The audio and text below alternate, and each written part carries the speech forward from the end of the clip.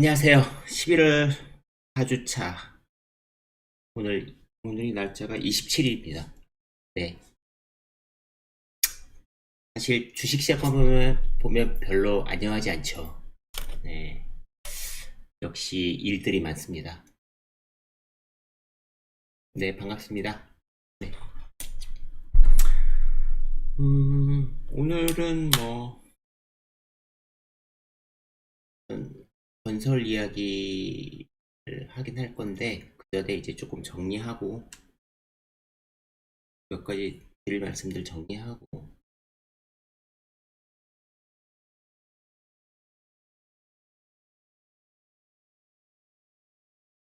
주식시장이 그렇습니다. 항상 무슨 일이 있죠. 그 일이 클 때가 있고 작을 때가 있고 오늘도 어제도 그런 일이 있었죠.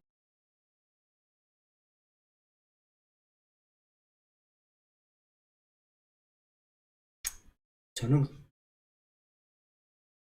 이번 면접 코로나가 어마어마하게 큰 데미지를 줄 것 같진 않습니다. 다만 주가가 좀 올라와 있어서 우리나라 말고 미국이요. 네, 그래서 미국의 변동성은 좀 커질 가능성이 있다. 이때 또 잘 하면 수익을 극대화할 수 있으니까 오늘은 그런 이야기들도 좀 해보고, 네, 코로나 이야기도 좀, 그리고 건설 이야기도 좀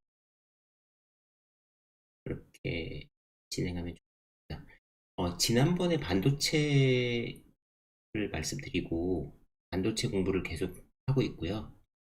반도체를 아주 조금씩 네, 사고 있습니다. 네,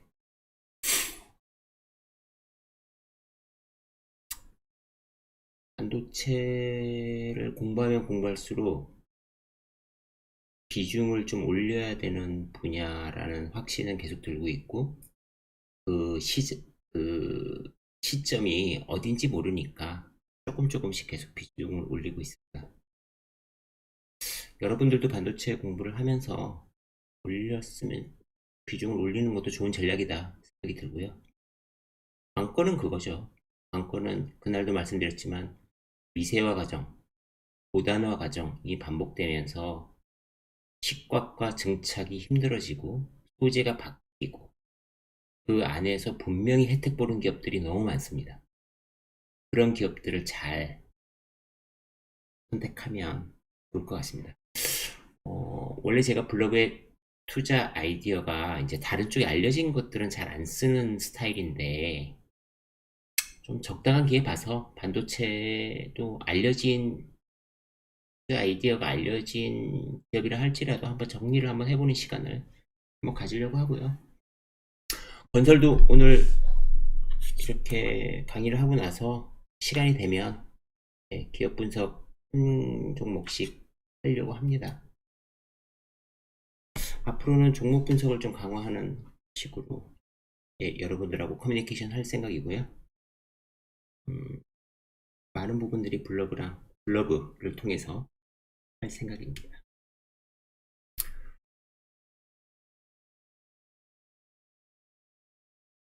지난번 강의 괜찮으셨어요? 네, 반도체가 좀 어려웠죠? 어렵습니다. 근데 국내에서 정말 중요한 산업이고 몇 안 되게 세계적인 기업들이 있는 산업이잖아요. 그러니까 분명히 봐야죠. 기회가 왔을 때 우리가 투자해야 됩니다.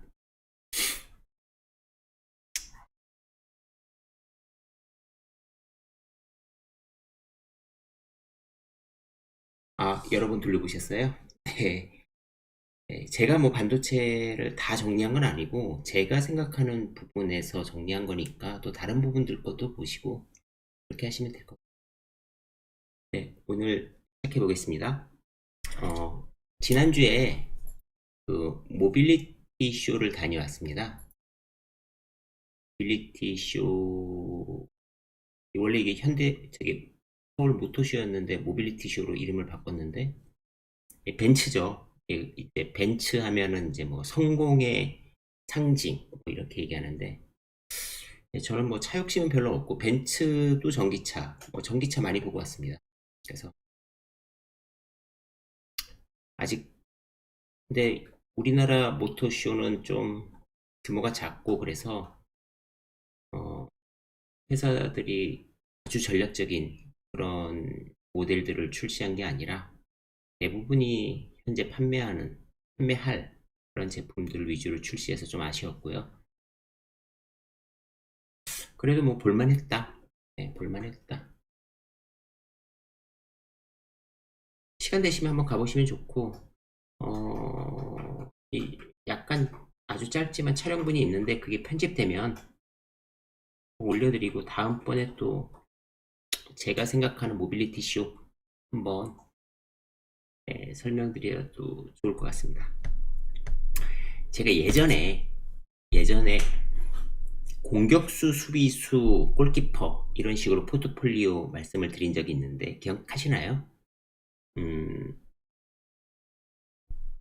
그러니까 우리가 너무 공격만 하면 좀 포트가 변동성이 커지니까 안정된 수비수를 배치하고 현금도 좀 있고 현금이 뭐 아주 자신 있는 분들은 현금이 없는 상태로 가고 장이 보수로 그러니까 좀 하락하면 레버리지를 쓰시는 분들도 계시고 어쨌든 이렇게 보통 구성을 합니다.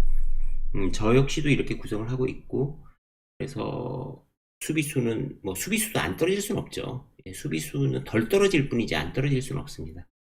근데 음, 지금처럼 지수가 하락하면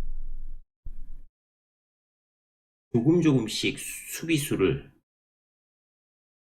공격수로 바꾸는 전략이 필요하죠. 얘를 예, 좀 전진 배치 시켜서 왜냐하면 지금은 지수가 많이 빠지고 있으면 상대적으로 지수가 오를 확률이 높으니까 네,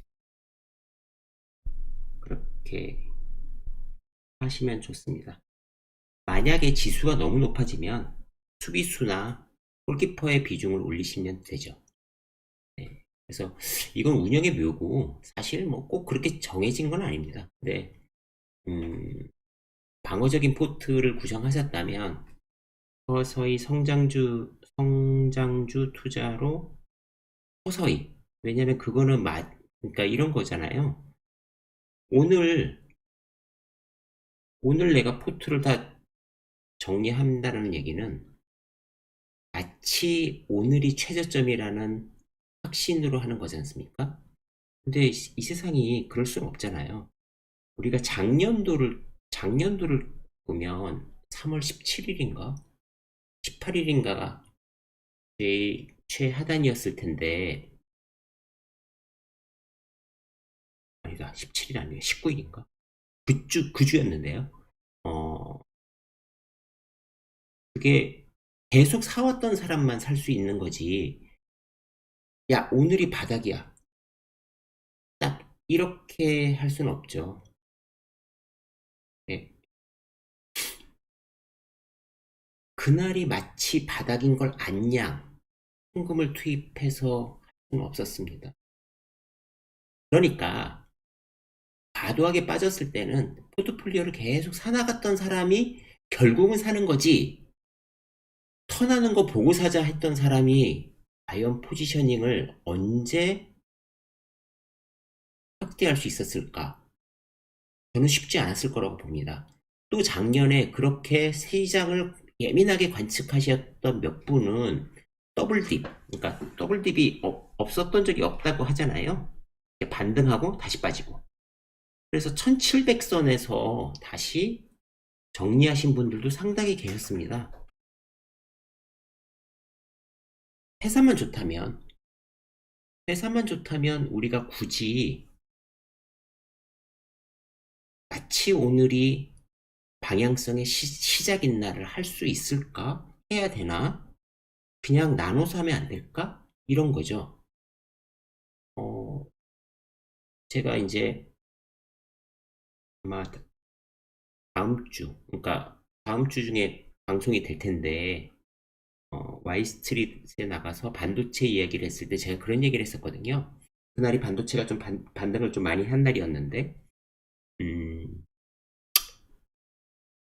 내년 3월까지 포트 비중의 상당한 양을 반도체로 채우기 위해서 쭉 늘려가는 작업, 그러니까 하루에 0.2%씩 늘려가는 작업을 하는 중간이다. 어, 차라리 빨리 반등 안 해도 된다. 해도 좋고, 포지셔닝이 있으니까. 예. 그래서 우리는 내가 설령 좀 틀려도 데미지가 좀 적고, 맞았을 때는 약간 플러스 알파가 되는 그런 식이 맞지. 마치 여기서 무언가를 해야 돼. 여기서 무언가를 뭐 정리해야 돼. 사야 돼. 이날 꼭 해야 돼라는 거는 없는 것 같습니다. 제가 생각하기에는요.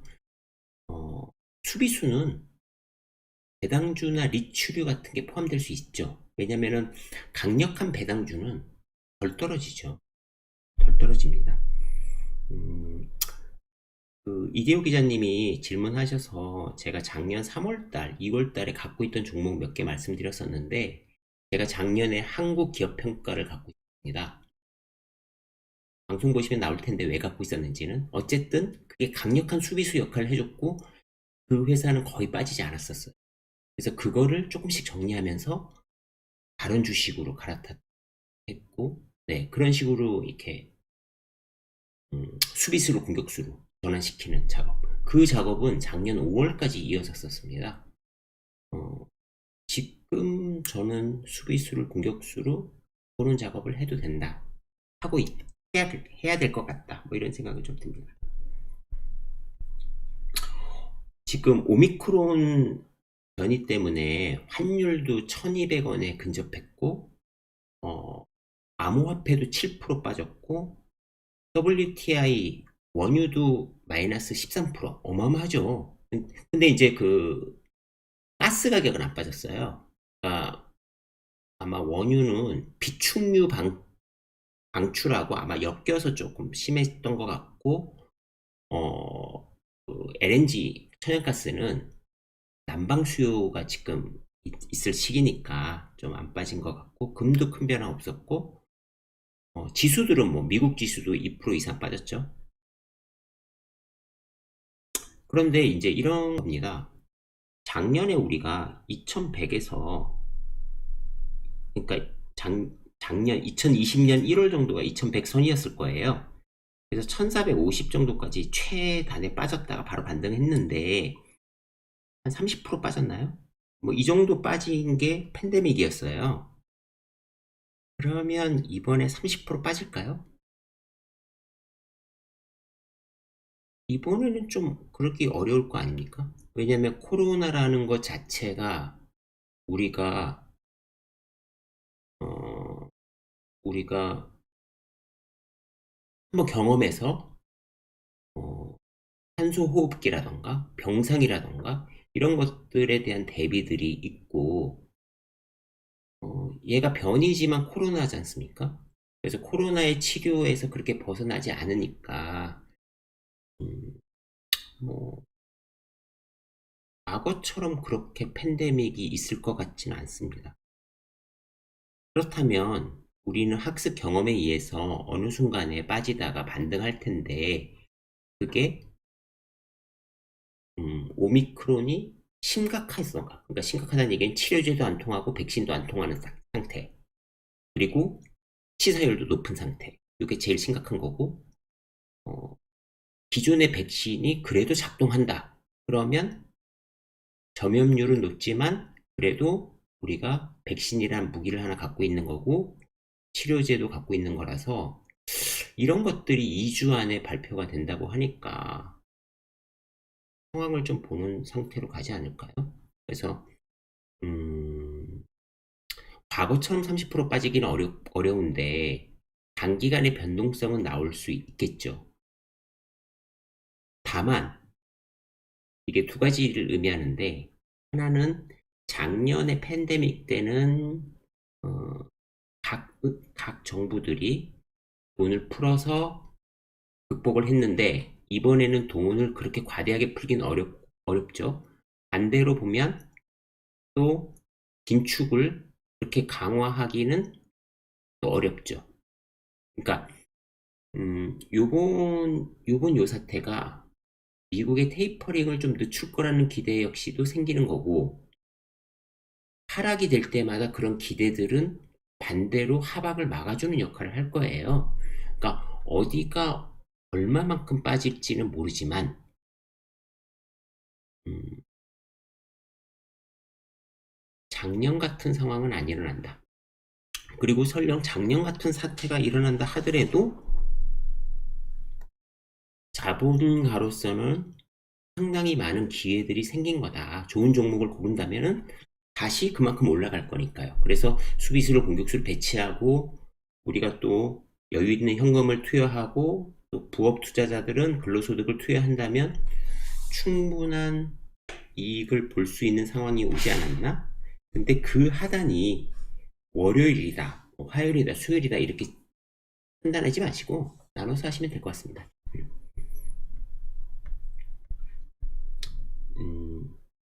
와이스트릿 나중에 보시면 아실 텐데 제가 했던 얘기가 좀 이렇게 오해 소지가 있을 것 같아서 몇 가지 이렇게 말씀을 드리면, 일단 제가 거기 가서 말씀드린 게 이제 주식이라는 주식이라는 자산은 버블이 되면 산업을 만든다고 말씀을 드렸는데요. 다른 자산과 좀 다른 거죠. 그러니까 왜 그러냐면 우리가 2000년대 IT 버블 때 그 수많은 돈들이 IT 회사로 들어가니까 많은 인재들이 IT로 갔고, 그래서 산업들이 생겼지 않습니까? 회사들이 생겼죠. 네이버, 뭐 카카오, 넥슨, 뭐 이런 회사들 생겼죠. 그 회사들이 지금 시가총액 상위를 이루고 있지 않습니까? 2010년도 중반에 바이오에 굉장한 돈이 되면서 인재들이 바이오 회사들을 차리고 또 고용되고 자본들이 들어갔죠. 그래서 그 신약 개발 쪽 언젠가는, 지금 뭐 5년밖에 안 지났으니까 지금 논하기는 어렵지만 그 돈들이 분명히 일자리도 만들었을 거고 능력자들을 했을 거죠. 그래서 분명히 그러니까 주식시장의 버블은 산업을 만든다. 그리고 또 한 가지는 우리가 이제 누가 창업하거나 이럴 때 벤처 캐피탈을 많이 육성했는데, 벤처 캐피탈이 육성이 잘 되려면 결국은 그들이 제일 마지막에 성장해서 유통되는 그 시장까지 확정이 잘 돼야 돼요. 그러니까 유통에서 자기 수익을 확정하지 못한다면 어떻게 벤처 캐피탈이 연속적으로 좋은 밸류로 투자하겠습니까?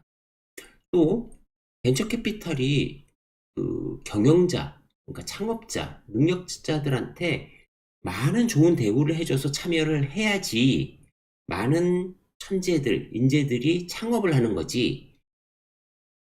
한 두 번 유상증자 받으면 경영권이 넘어갈 정도가 된다면 꼼수로 회사를 분할해서 이상하게 자본 조달을 하던가 아니면 창업 의지는 없겠죠. 그래서 제가 드리고 싶은 말씀은 버블을 원하는 게 아니라 버블이 가지는 의미들은 있다. 그런데 이런 유통시장이 활성화되기 위해서는 정부가 좀 이렇게 선수로 뛸 생각하지 말고 너무 많은 개입이 아니라 좀 이렇게 심판의 역할을 좀 잘해야 된다. 그런 생각이 듭니다. 지금 과연 정확하게 투자자들을 보호하는 심판 역할을 하고 있는지 뭐 그런 생각들이 좀 들죠.